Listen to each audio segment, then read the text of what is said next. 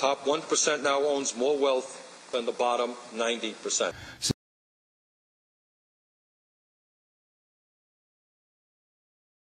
So all the growth that has occurred in our country over the last decade or more has gone to the upper 1–2%. At the same time, there's really shrinking opportunity. Turns out that income inequality in America is higher than at any other time since the Great Depression, or worse than Pakistan, Ethiopia.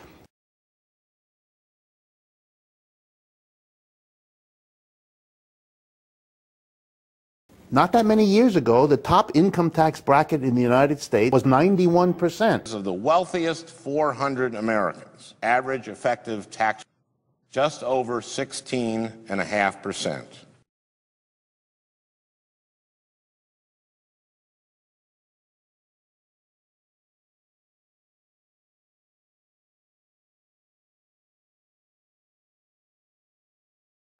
Modest transaction tax on trades of stocks, options, and swaps. Small tax of 0.25% on these securities could raise up to $150 billion a year.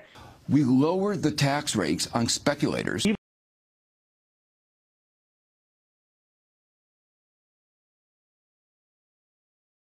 government could have avoided borrowing if it taxed the rich. And I said to myself, let's see about these high net worth individuals. How much do they have here in the United States? $12.5 trillion.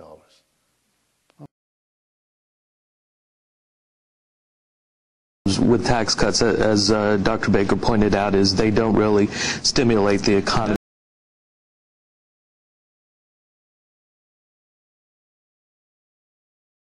Almost 25% of the income in the upper 1%, you raise their taxes by a few percentage points, and you get an awful lot of money.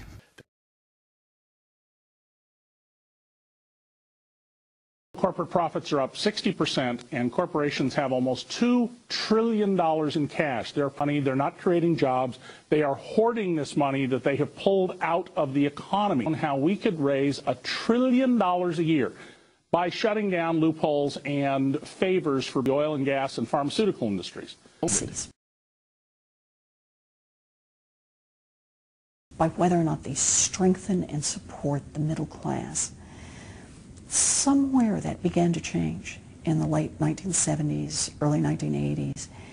And the middle class instead became like a resource to be strong and vital middle class is a middle class that has room, is creating new jobs.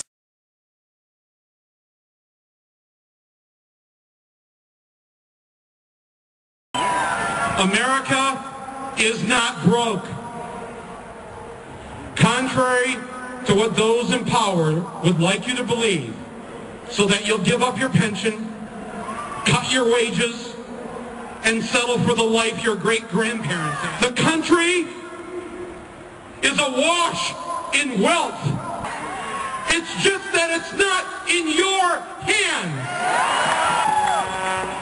It has been transferred in the greatest heist in history from the workers and consumers to the banks and the portfolios of the uber rich.